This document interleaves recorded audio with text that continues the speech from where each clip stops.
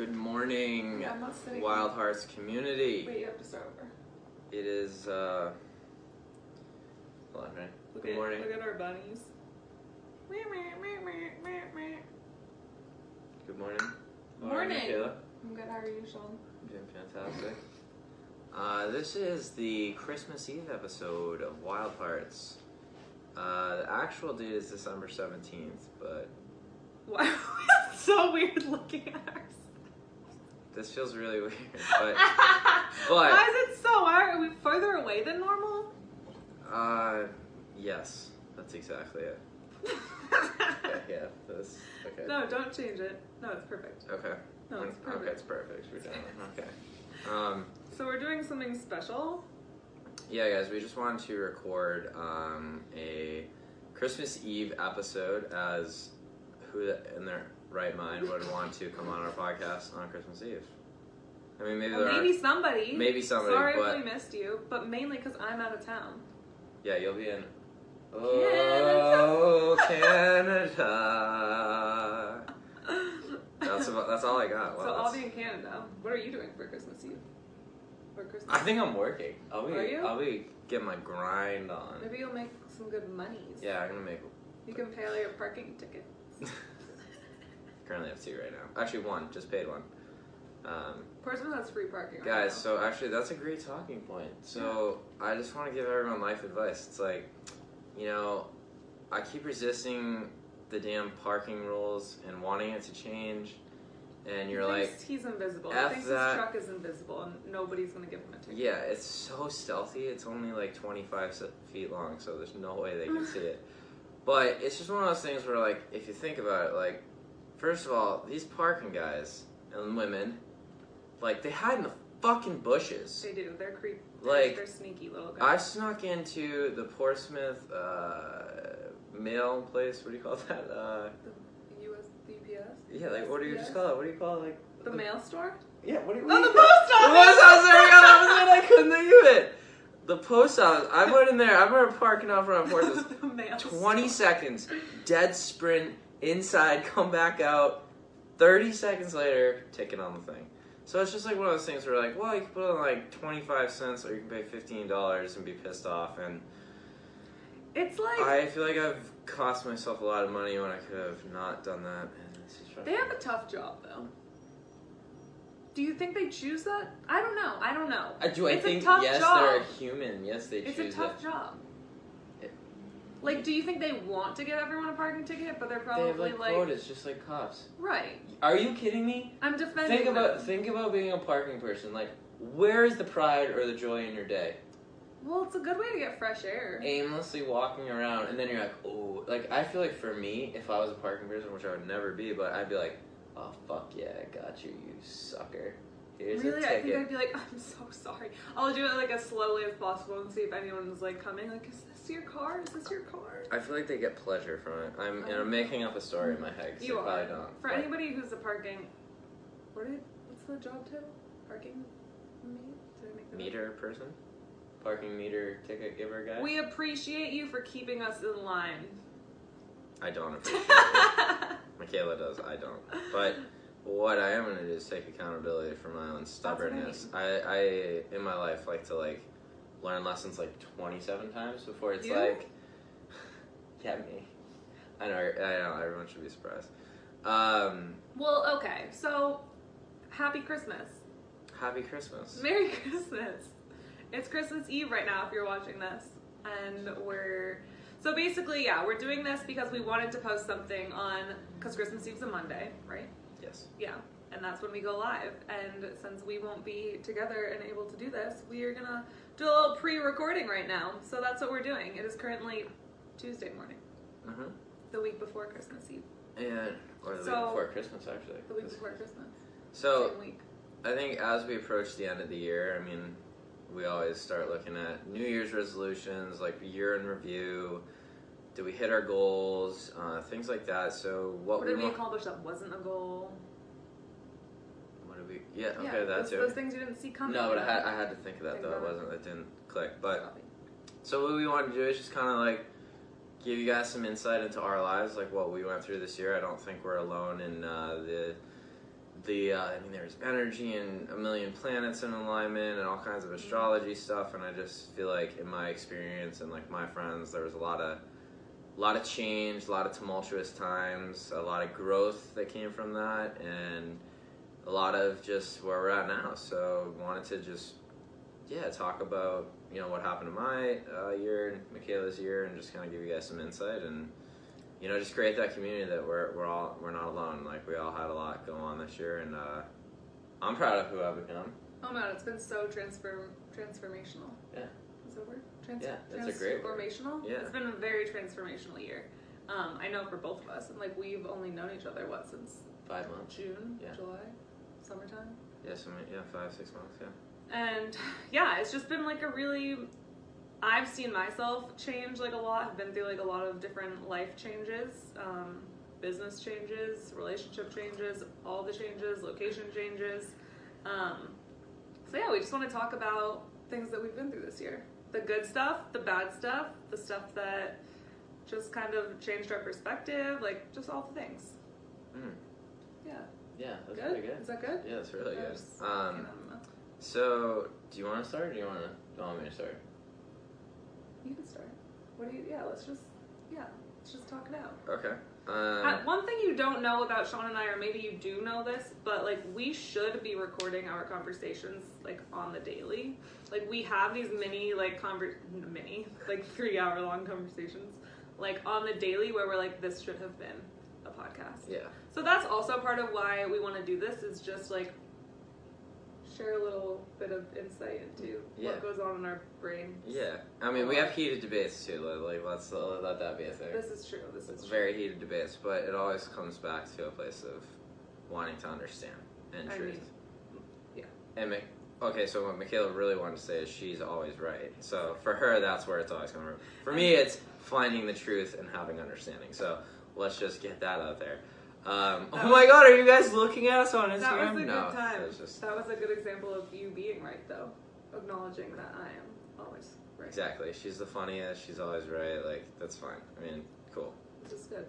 I'm just the guy with the coffee on the right side of the couch, or sometimes the middle. Sometimes it's the left if it's reversed. Just so you know. Put your thing down, flip it, and Christmas reverse tree. it. Is Christmas your tree. primitive before yet? Christmas tree. There's a little Missy Elliott for any of those, and I think Sierra's in that one too. So me. Wow, what Sean a year! Adam. What a year! Am I just gonna go through the whole thing, or do I do like half and then you do half, or? I don't know. Like, what's? I'll go what's through the one whole thing. I'll go through. Okay. No, I'll go through the whole thing because. You're gonna go through your whole year. Yeah, so like all the big key highlights. So, start of the year, I was working at a place called Career Sparks, which was a healthcare recruiting company, and was doing well. First year there, I made like $75,000. I placed like 30 people in my first year, not having any clue what never doing recruiting before. I had done sales, but it just kind of came naturally. I love talking to people, so. Was having a lot of success. I think in my first 6 months there, I had become the lead recruiter. So starting off this year, I was the lead recruiter. We were trying to build a team and really trying to build something up that was exciting. But I was dating a girl at the time. We'll leave names out, I guess, for privacy issues. And it just kind of, like, life just kind of felt like blah. Like, it was like this routine, like, get up, go to work, see the woman on the weekend. I was just kind of blah. There's really nothing exciting about it. I really just felt like I was like settling into like straight up mediocrity, and like I was making good money. Like, I feel like the things that were going well were like the financial, like I had set some financial goals with a financial advisor. I'd saved up like $12,000 for like my rainy day fund. Was starting to invest on IRAs and everything like that, and really like had a game plan surrounding that. So that was going well, and like that was cool. But I mean, for any of those people that know me, I guess like it's never really been about the money. Like, I mean, I started my first business and it was about the money, and then like I saw how it got challenging, and I wasn't doing something that was like my heart, and it was about the money. So it's like it got hard, and I was like, kind of screw this. Like, I didn't want to do it. So. It was cool to have that, like, get those goals and kind of have that stability and be able to, like, do the fun things I wanted, but there was just, like, it was just that routine, like, going to sit at a desk every day, like, I mean, I think at that point, like, I was, meditating, stretching every morning, like, trying to work out at lunch, and, like, I still felt like an 80-year-old man. Like, I had, like, tight Achilles tendons, like, I had tight hamstrings, I had all these issues, and I think a lot of them stem from sitting, and, like, I tried to, like, we had standing desks, so I tried to work around that, but it just wasn't fitting, and I remember, like, I know for me, I've always sucked at breaking up with people. I mean, maybe there's people that are good at it, but... Yeah, it always takes me, like, 6 tries. Yeah, I'm terrible at it. Yeah. But, because I was always, I'm always afraid of hurting someone, but, I think this year I really grew, at least in that area, knowing that, like, well, by continuing to stay in something that you know is not a fit for you, that's not a fit for your heart, like, you're just stringing that person along, so you're actually doing more damage than if you just rip the Band-Aid. So, I don't know, maybe like February or March or something, or April? No. I think it was like March. I broke up with said girl. Felt her like kind of just like weight lift off my shoulders. And like actually at the beginning of this year I was actually depressed. I was in like a state of depression. Or was I? I think so. I don't know. Something like that. But, and then AJ went to WoW. AJ makes a appearance in every I know, podcast. yeah, she does. She's just that famous. God, AJ, we love you. As AJ says, fuck. I love you guys. Or I love you guys so much. But anyway, so another plug for AJ. Went to Wild Vibes retreat, my first yoga retreat, and actually my first trip out of the country, which for me was just such a just fucking monumental moment. Like, I think I've talked about it before, how AJ, like, inspired me to travel, and I had done a bunch of domestic as, like, someone else I knew was just, like, try the domestic stuff first to see if you like it. Obviously, fucking loved it. And finally was just, like, I was like, yeah, I'm in a good financial spot, like, let's go. So, yeah, that was, like, end of, I want to say, like, April 21st or something, so went out to Portugal. So good. And I remember, like, I'm just the type of guy, especially on vacations. Like, my sister, I went to San Diego last year, had a full itinerary, like, a month in advance. Knew exactly what we were doing. Oh my god, I'm not like that. Yeah, No. not my style. Like, I go on, like, a thing, and it's like, okay, I know I want to do this one thing, and, like, whatever else, like, I just like to flow with whatever else happens, leave the possibilities open. And so, obviously, this is a yoga retreat, it's planned, but we go there, and it was just, like, I mean, I was just in, like, bliss. Like, it was one of the most, it was like a life-changing experience. It was so carefully curated and intentional, and I remember, like, I didn't look up the lodging, but I remember, like, briefly looking at it. It was kind of like, I think it was just supposed to be, like, I don't know, like, casual, like, nothing, like, super fancy. Show up to an oceanside villa, like, on a cliff, like, overlooking the ocean, and, like, I ended up, because I was, like, a last-minute Charlie, like, I was supposed to stay with, like, Pat, actually, and, like, Ross, and I ended up getting my own room, and it was, like, literally, there were these doors, and you just open up to the ocean in the, like, morning, and it was, like, what the fuck is going on? Like, it was so cool, because it was, like, I've never been overseas, and, like, I thought we were staying in, like, huts, and then all of a sudden we're in this, like, villa, which I've never experienced, and there's a pool, and of course I, like, was the first one to jump in there. That's such a good example of, like, not having expectations. Yeah, and it just was, like, magical. I mean, even if it wasn't, I mean, obviously that was, like, really cool, but even if it wasn't, it would have been, like, whatever. But, so get there right off the bat, and then, like, so, like, all these people are showing up, and, like, give AJ a huge hug, and, meeting all these people, and, like, obviously, you know me, and the people get to know me more. I'm, like a little kid. I'm like, hi, everyone. Like, hi. How's it going? Like, just the talker. And I actually had a very strange experience with Pat, because he talked, and, like, when I looked into his eyes, I saw my cousin Jay.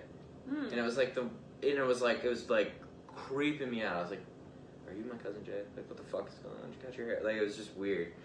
So that was kind of cool. That's really random, but that was cool. And I just remember cultivating this just, like, family vibe. Like, and I think I kind of, like, AJ alluded to this and some other people on the retreat, like, I just kind of led that vibe of just being, like, super open and leading from the heart, and, like, really not, I mean, we're out in Portugal, I don't give a fuck what you think about me, like, I'm just here to be open and honest.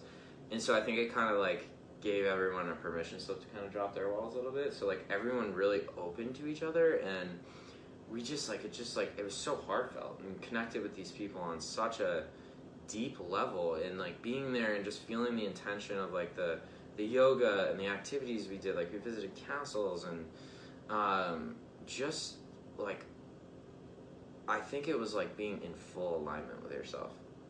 You know what I mean? Like, Yeah. granted, it was like kind of like vacation, but like at the same time, like this is the world I want to be in. Like these are the people I want to be around, and like got to know, like, obviously there's a vast scope of different people, but I mean there was the last 4 days I slept 8 hours.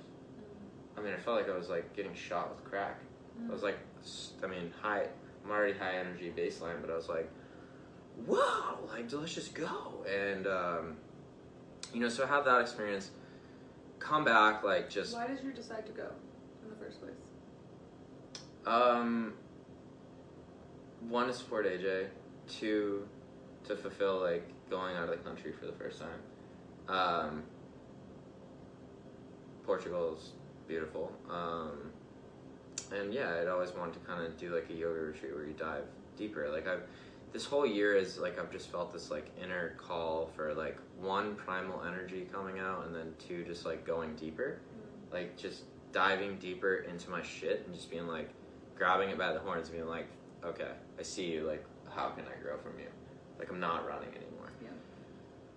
And so I think those were kind of the principles of why I went. And so I get back from that, and like within like so very quickly, like I sit down at that desk and just like, because I came back on such high vibes and alignment, like literally could feel the life being sucked out of my soul. Like just fucking dying in that chair. Like quite literally felt like I was dying in the chair. I probably was. Well, you are when you're sitting. But so I was just like, always being like the extreme risk taker I was, I'm just like, I started like trying to plan how I was going to get out of that, and it was really like challenging because I had like 10 grand in commissions I wanted to get, but I also wanted to be like, I didn't know if I was going to get them because there was nothing clearly written in the contract and yada yada yada. And then it just like, I remember actually, yeah, I'm not going to hold this back because this is the truth and this is what she did, so it is what it is. I asked for a mental health day. Like I got back and it was like Tuesday, and like my mind was like, it was just kind of like this depression spiral, and like I was like really struggling to like move through it. And I'm like, I've learned enough about myself to know that my mental and physical health will always come first before everything, because without it you have nothing. And I was just like, I'm gonna be of no use going there, and it's just gonna be frustrating because whatever, I'm gonna be trying to work through this and all this stuff. And so I was just like, hey, you know, text in the morning like, hey, can I get a mental health day? Like just really.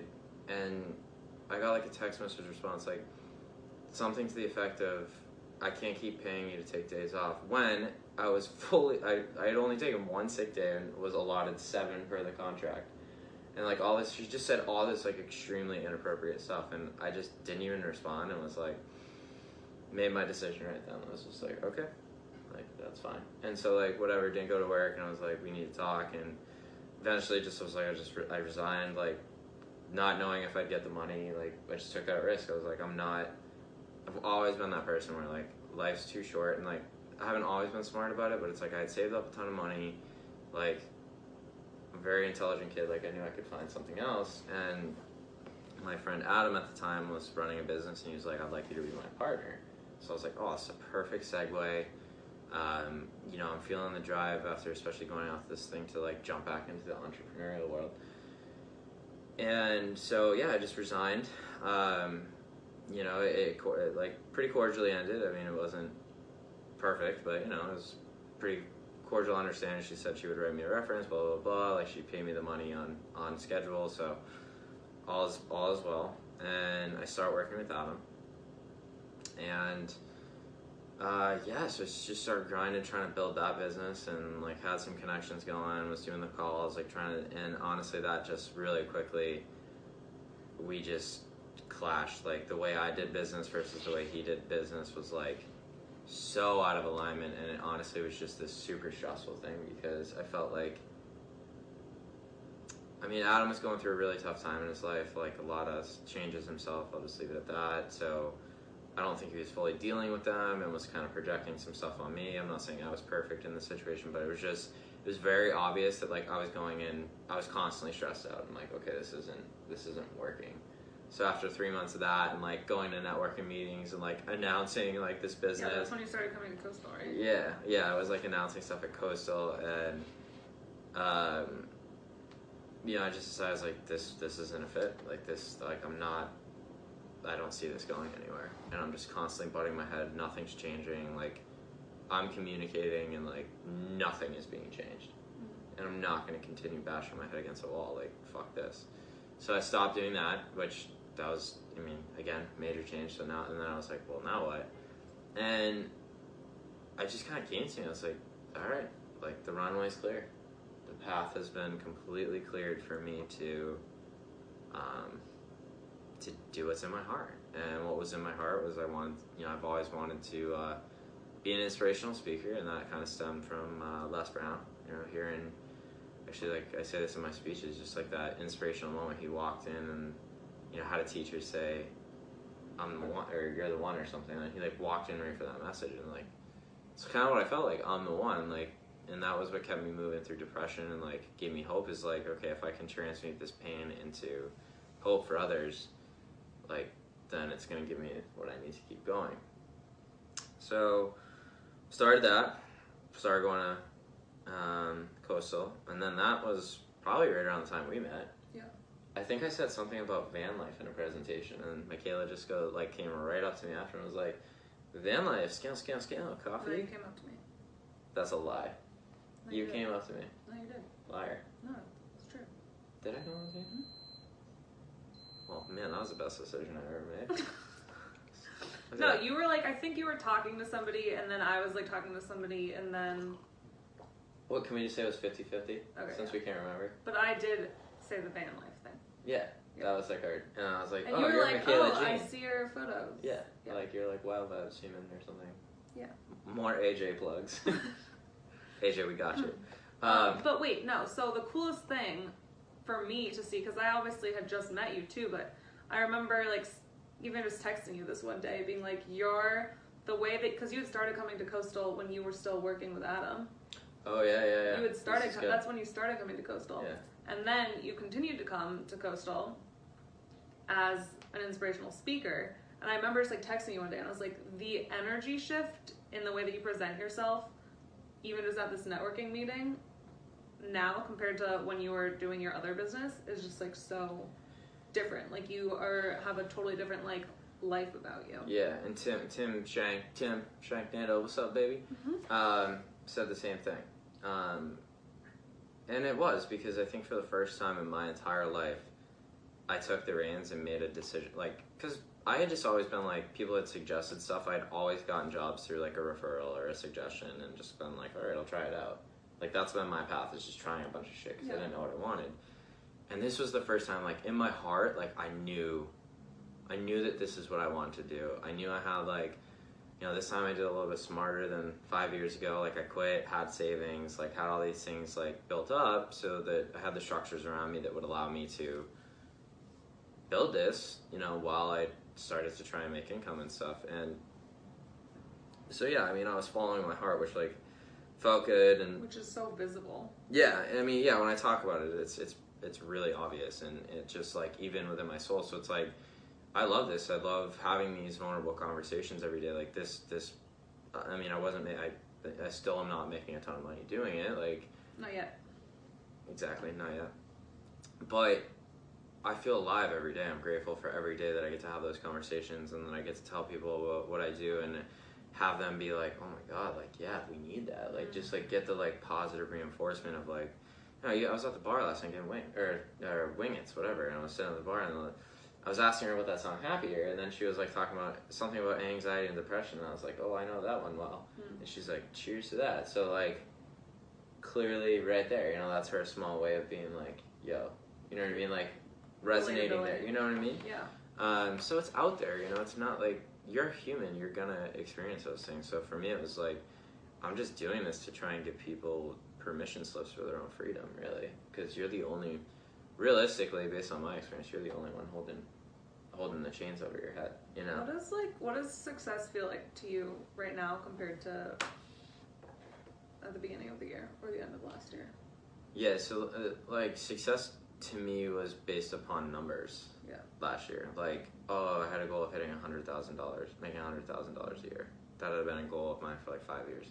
I mean, it's still kind of a goal, but very much not like the front runner thing.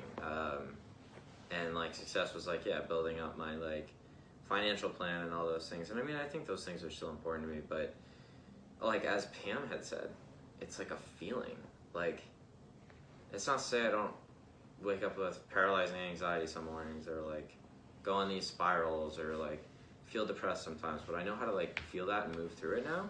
But like the baseline for me is just like happiness and gratitude and joy for like this is my life. Like, and it's like the simple things. Like I don't have, again, right now, currently I don't have a lot of money, so like, you know, like we just said, I got paid. I got paid. I'm like, woohoo! Got some $77. Like, yeah, you know, like I can eat and I can pay my parking tickets, and that just feels good. It's like a different appreciation. And like honestly, I've got to know all the specials in Dover, and I'll list them off right now. 35-cent wings on Mondays, $5 burritos at Dose. How about sushi on Sundays? Yeah, at Eco, and then $2 Taco Tuesdays at Dose. So, I mean, there's a lot of positives, and it just gives me, like, when I sit down in the morning, you know, like, I can be like, I'm so grateful that I get to do what I love every day. I'm so grateful that I have heat, that I have a roof over my head, that I can eat today, that, you know, I have amazing friends like Micayla, like AJ, like Carly, Ankati, Shelly, Dan. I'm trying to rifle them all off now because I feel bad if I don't say your name. Pat. That's all I got right now. Sierra. You know, I have amazing people in my life, and I'm meeting amazing people because I'm following the work I'm doing. And it just, I can feel the momentum. Like, I can feel that building and building and building, and like it's ready to crack. And you know, I have a book coming out. That's a project I've been working on for 2 years as a co-author, due to come out this April. So there's like a lot of momentum and steam building towards, like, you know, we're building steam with this. You know, so there's a lot of things moving in a positive direction, but it's just like, I can just look at the simple things, and it's like, yes, do I want to be able to travel to Bali or other awesome trips? Absolutely, 100%. Like, I have these dreams of being able to do my business and travel and like do van life and stuff like that. But I find myself not seeking outside sources for that, like that feeling of success or like happiness. Like, I have it in here, and like, you know, it's just the simple pleasures, like just like conversation, like being able to talk about what I like. Like, there's, I don't know, there's just happiness in that. Like, you know what I mean? I'm very limited as far as what I can do monetarily right now. Like, I'm not going out, or I'm not a ton, or I'm not doing this or that. But I just, it's kind of strange, like, to have that transition where like I feel happy, and like success really is just being able to do what I love and being able to sustain it. Well, we talked about this on our way to sushi the other day. I feel like we were both just like, this, like, it's so cool just to like be able to sit in this life and like know that it's yours, and like that you're very just like happy in what you're doing like every day. And I think a lot of that, and I don't think for either of us that really came down to like finances in any way. It was like the community is like a huge part of it. I think this podcast is a huge part of it, and just like constantly making those connections with other people is like this source of abundance that money will never give you. Yeah, I mean, because I think, just to kind of wrap up my stuff, I'll talk about a few more things, is like, yeah, I met you, and we created this podcast, and like, as you all heard again from Pam, like, she wanted to quit that, but she kept it together. If she doesn't keep it together, we're not doing this right now, you know? So that's a cool thing where it's just like, gives you like that reinforcement, like, always keep going. If you're following your heart, just keep going. You never know the impact. Well, yes, if it feels right. Like, it has to be in alignment, but you know, you can't always follow your emotions either. Like, sometimes, like, you want to, you know, you like, it's your discipline is you want to go to the gym 3 times a week, and like the day you're supposed to go, you're like, oh, I'm tired, blah, blah, blah. You can make excuses or you can make it happen, but that's a whole nother thing. But the other things that kind of happened at the end of the year have been just like healing that I've come into. So I met Pamela Blodgett out of Kittery, Brain Training of New England. highly recommend to everyone. And I've been working with her, and I didn't have the money to do it, but like there was some amazing synchronicities that I'll actually discuss because they're really, really cool.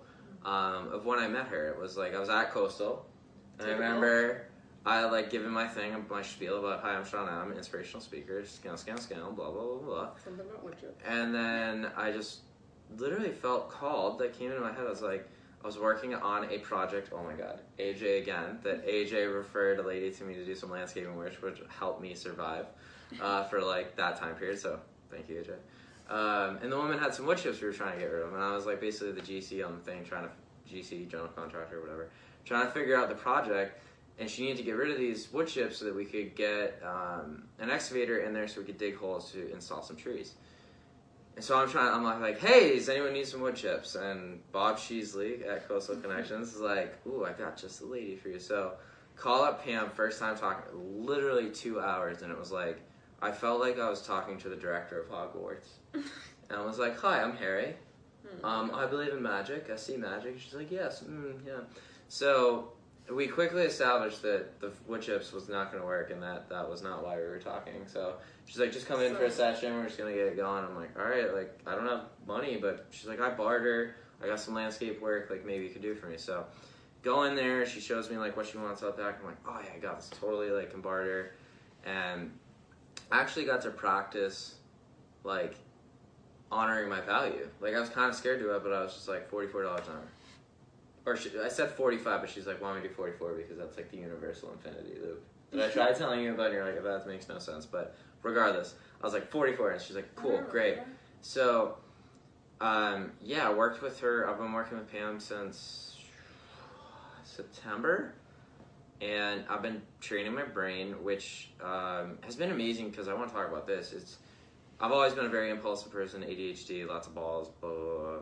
But what it's done is, like, I still get those impulses, but I now can, like, breathe into it before just, like, doing it. And, like, I think about my life has become this year has been about doing things intentionally. Yeah. And, like, not impulsively. So I've been more able to, like, breathe into stuff and do it. And that's one of the biggest changes I've seen from that. And I've actually so I got to do the landscape project, honestly, it was really invigorating, was awesome. It was really cool to create that back there. I mean, it looked like Jumanji, and I turned it into, like, this sanctuary. So, and she was really appreciative, and, like, working with Pam, like, she really kind of, like, she's, like, saw me as an equal and just, like, really trusted me with the work, which felt really good for me to, like, to have that mirror of someone that's just, like, you're good at this, I'm just going to let you do your thing. You know, so, like, for me, that felt really good. And I've actually established an amazing friendship with Pam, too. Yeah. Like, I think she's, like, in her 60s, but, like, I would, like, go hang out with Pam for the day. You know, it doesn't matter. Yeah, like, again, AJ said, wow, I keep bringing it up, but age doesn't matter. I'm not going to speed it up or slow it down or whatever. So I've established an amazing relationship with her. We have all these ideas about a healing center we're trying to create, too, so that's another, like, project that's kind of on the back burner right now, but it's in the mix, and it's really exciting. Like, it's cool to have that. And then we have our podcast that we've created. We're on, like, we're like a month into this, a little over a month into this. Yeah. We had 5 interviews. Yeah, we're building this, and December 6th. Yep. And then I actually just started waitering at Armando's, which I've always wanted to do. And Armando, the owner, like, I went in, interviewed with him for 2 hours, and the first thing I was like, hi, I'm Sean, I've never done this before. And he was like, okay. And then we just talked for 2 hours, and he was like, I will hire you. And I've started there, and I absolutely love it, picked it up quick, and you guys should all come see me. Excuse me, should is guilt. I would love it if you all came to see me and let me serve you the best food alive. And yeah, I think the only thing I'll add is in my speaking world, I've gotten to speak in New Orleans at a dad conference, which was kind of weird. I got to speak at a suicide convention in Massachusetts. I did a suicide panel in Mass at a middle school, and I've spoken at Unity of Seacoast Church in Dover twice. And also kind of added on to that I was going to do some life coaching. And really in the world of men, oh yeah, that's another thing, because I became part of the Mankind Project, which has been like super supportive and transformational for me, because it's no secret to anyone involved in my life that I have a lot of friends that are women, and I think it's because I have this story that like men aren't conscious, which is bullshit, you know, but to be in that circle and have that support has been like super nourishing and helpful and like reflective to me, to like be able to move forward in a way that I want to as a conscious man. And I think that's my year in review, and now we're sitting here on a couch. Here we are. And December, it's 24th, 2018, 9:45 a.m. And that's in my the future. year. That's my year in review. It's in the future. What's in the future? Are we in the future right now? Are we Yeah, back we're to in the future? Do you have Like doing do you have the this. car up Doing front? this is in the future. All right, so What are you most proud of this year? Number one. number Most proud. one. Yeah. Like, what is something you did this year and you're just like, Chose myself. And what I mean by that is like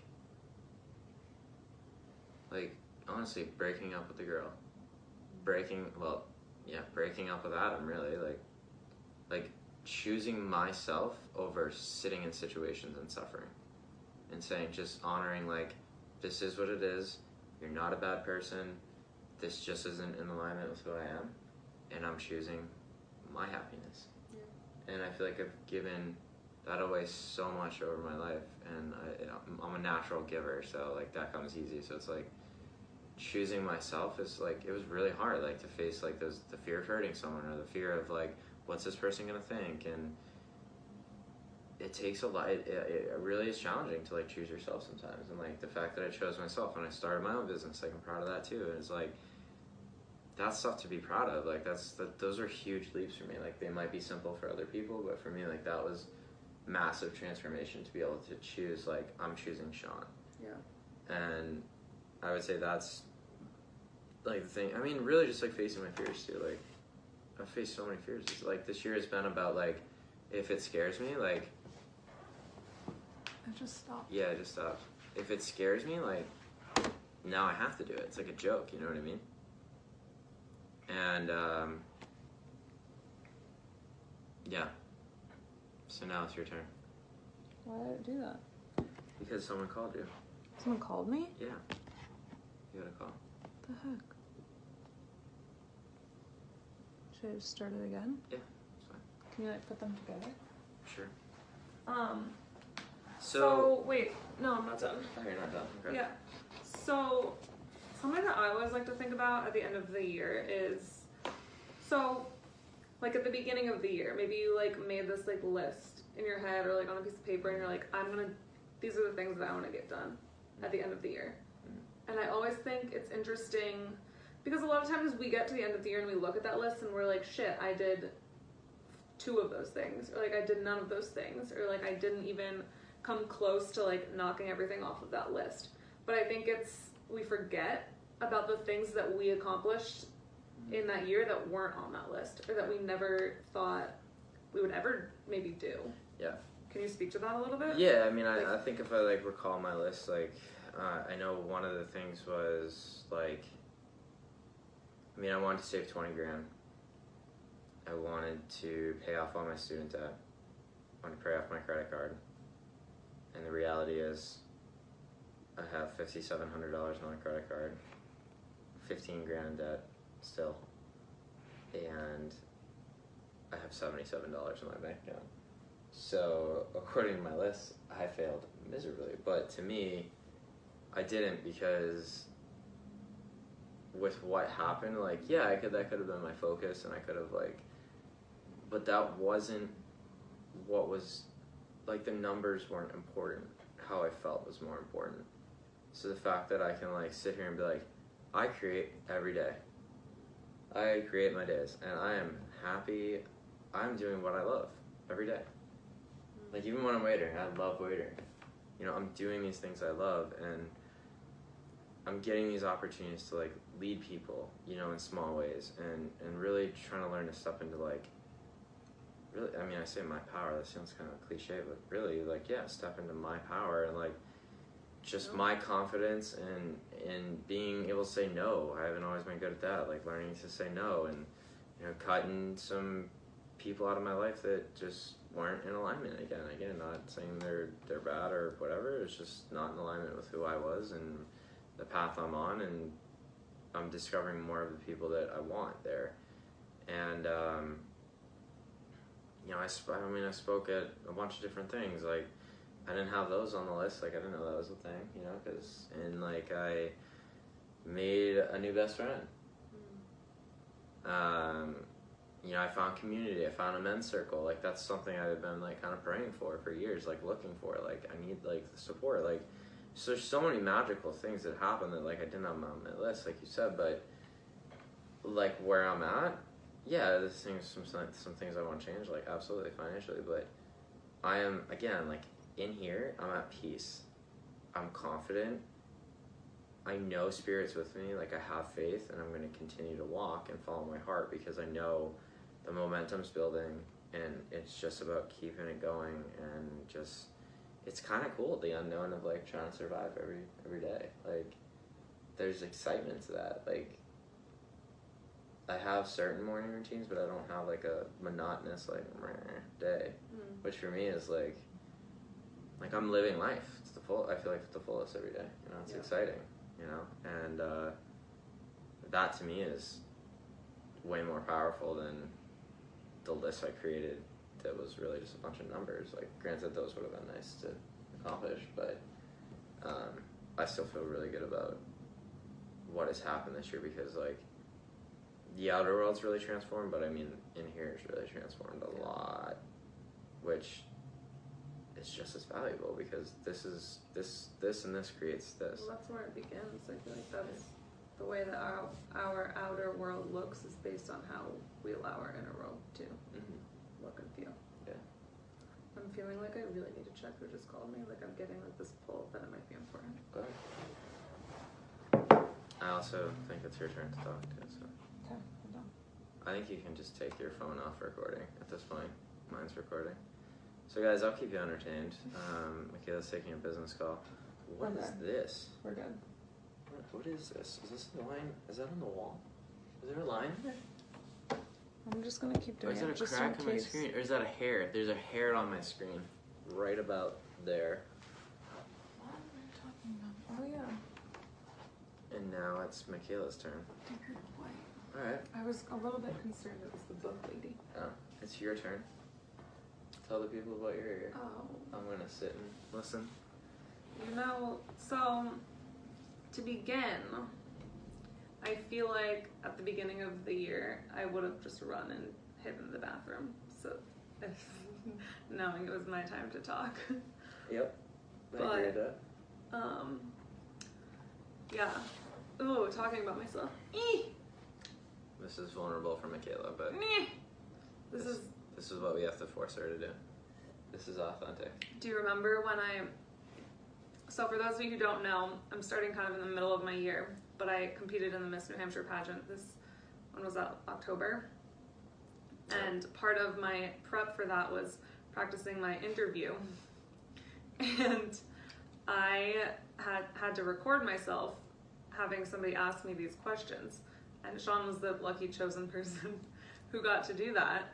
And Sean came over 3 different times. 3 different times. 3 different times to try to do this. All of which we failed miserably because I just couldn't do it. Like, I couldn't answer these questions and, like, talk about myself and answer the questions. One time, do you remember when you just left? Yeah, you were like. I told you. You told me to leave. I told you to leave. I cried like real tears and told him to leave. And I took it personally. And he laughed. I was offended and just stormed out the door. And then, yeah, it took us a couple tries. Yeah. Well, not even on the 3rd try when you did it, you had a breakdown and cried. I finally did it. And I was just like, you got this. I don't know what, you just all of a sudden were like. It was. And then you did it and it was like really good, of course. No, it was really bad and scary. Well, no, I mean, like, the experience was, but like when you did it, like you were really good at talking. Kind of. And then let's just fast forward to when you were on stage and you were like, hopefully I need to, okay, hold on. You were like, hold on, I'm gonna go on my knees. But you were like, here's pretend, yeah, here's the microphone. This is Micayla. She's like, oh, Micayla, Delver, New Hampshire. And I was like 4 feet away from the microphone. And you just like leaned in. It's like the funniest thing ever. I was like, because I was like, is she gonna talk? Gotta keep the people entertained. Oh my god, it was great. It was so great. But it was so like, I appreciate it was so authentic, and I think in that world, like I know they're not all like this, and I know there's all kinds of things, but like it just seems like kind of a bunch of Barbie doll robots. Not all. I feel like that's a great stereotype, and I can see where that's coming from. But truthfully, after being a part of a pageant, I did realize that there is a tiny bit of truth to that, but at the end of the day, like it's all just women trying to accomplish this goal or to try and, for me, it was stepping into my own beauty. And I think everyone's on this, like, everyone who's competing in some way is trying to do that. Like, whether you're searching for validation in the wrong reasons, or if you're doing it for yourself, or if you really just want to win, or like whatever reason you are competing in a pageant for, like it's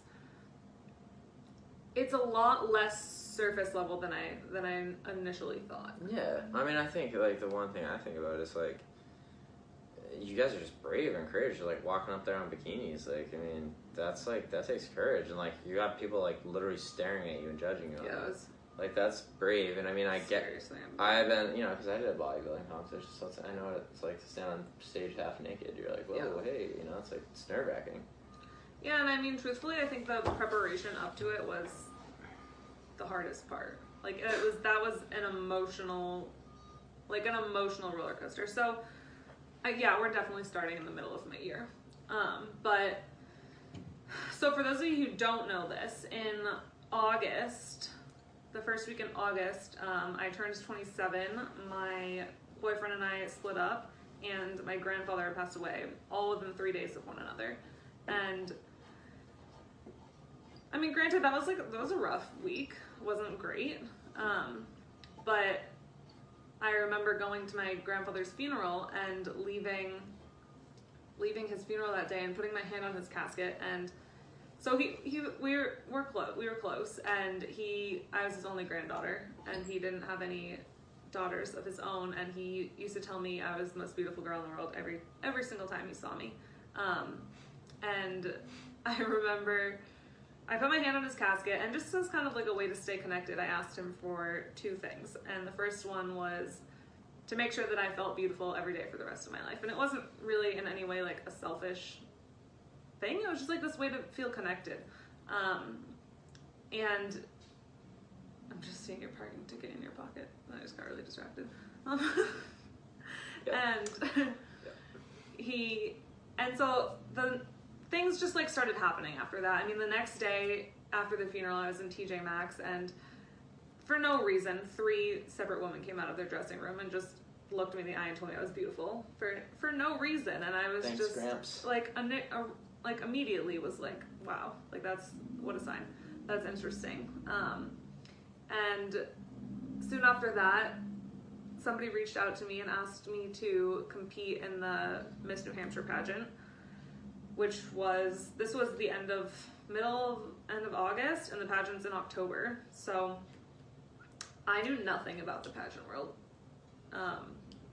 You had a lot of judgments about it too. I did have some judgments about it.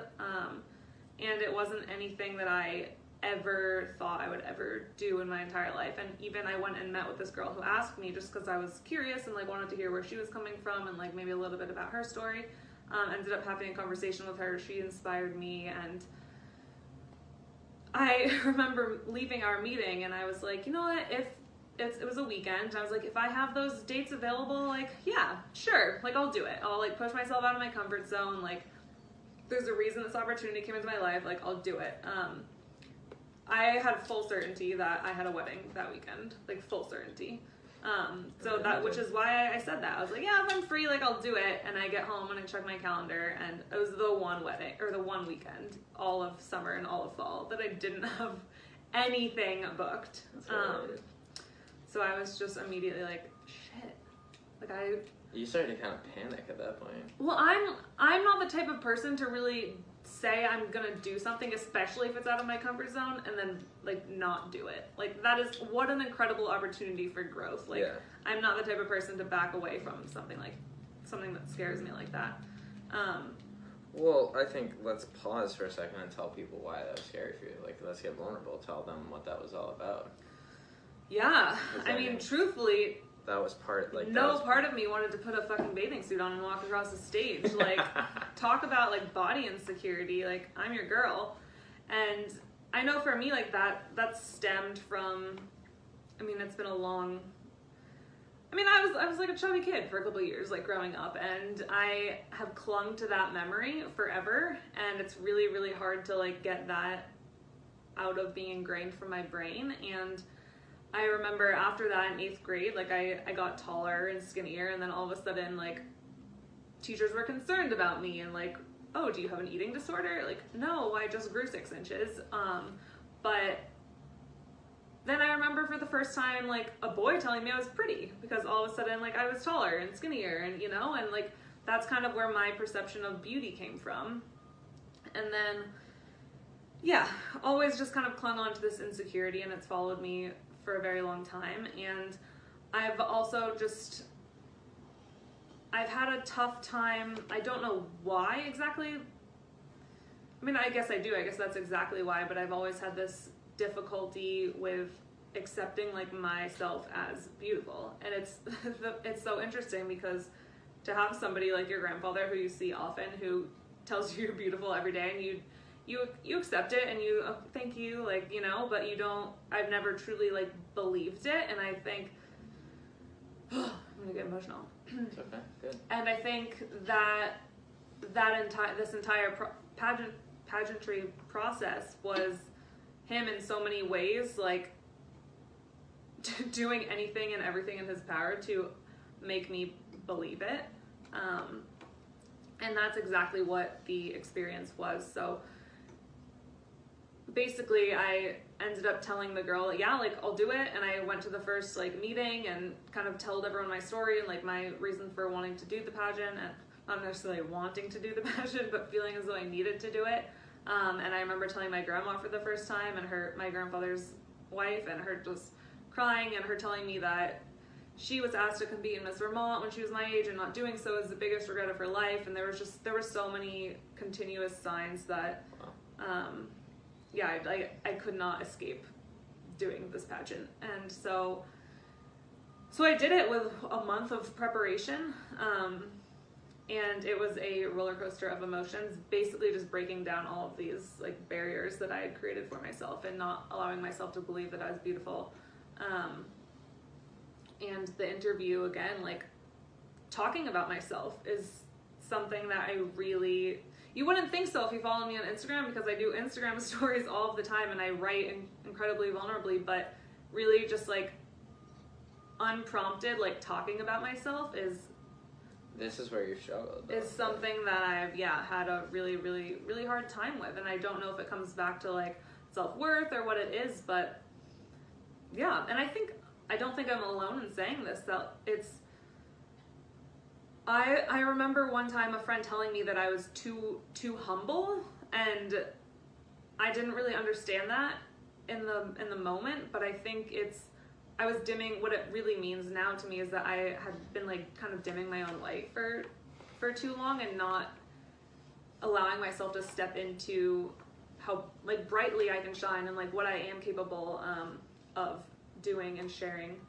So yeah, it was a very transformational process and has in many ways like sculpted the platform for my business moving forward, and kind of on the DL, but like a new kind of like brand and business that I have in place and some other projects that I'm working on. So yeah, that happened in October, like August through October, and that was an incredibly transformational part of my year. And I think important to note that was not on my to-do list at the beginning of 2018. So one of the most life-changing things that's happened for me was not something that I ever anticipated or planned for.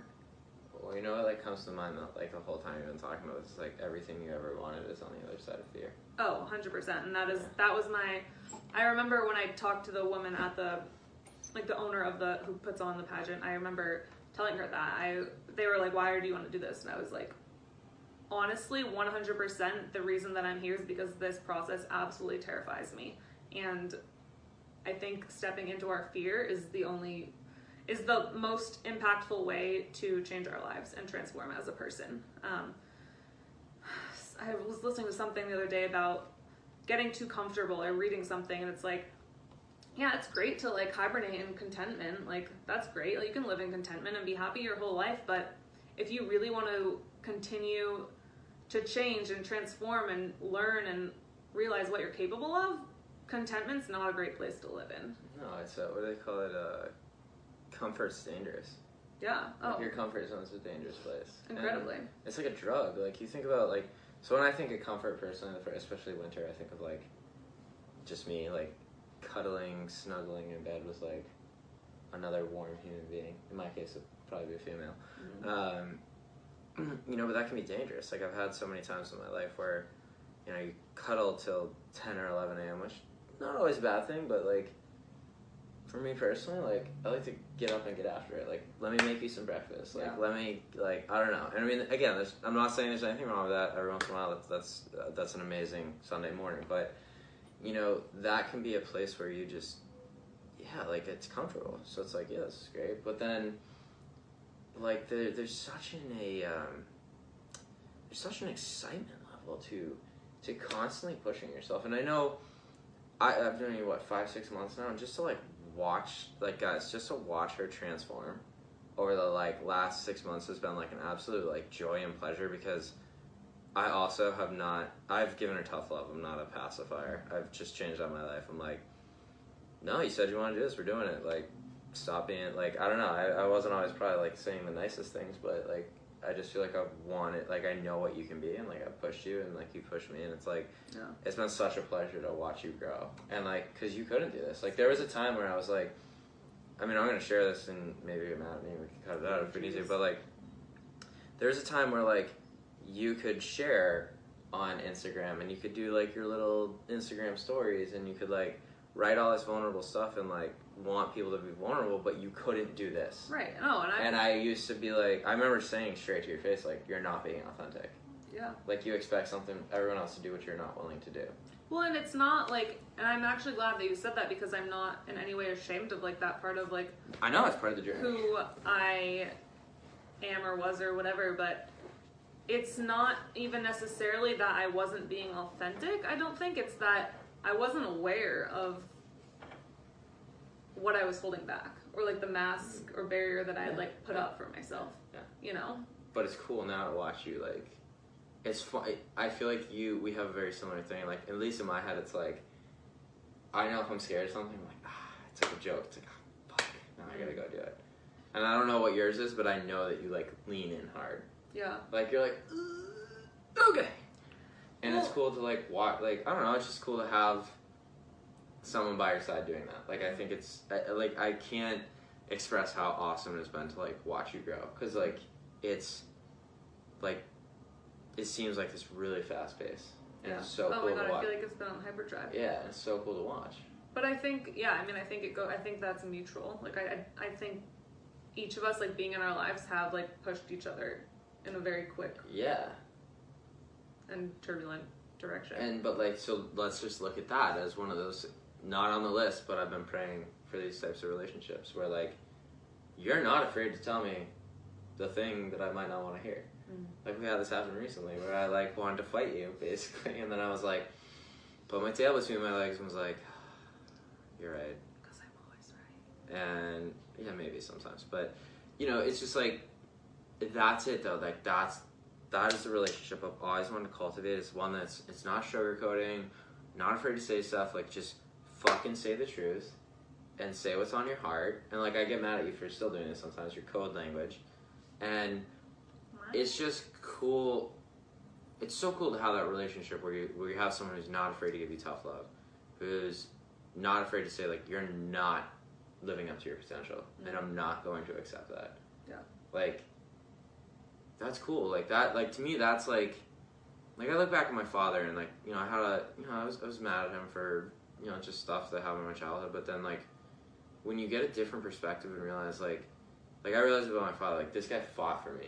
When everyone else wanted to put me on the back of my bench, like my dad was like, no, you're gonna fucking be a great hockey player and you're gonna do all these things. And like he constantly just battled for me, and like it was tough love. Like it was, you know, it wasn't always the healthiest way to interact with a child, but he was doing his best to say like, I see you.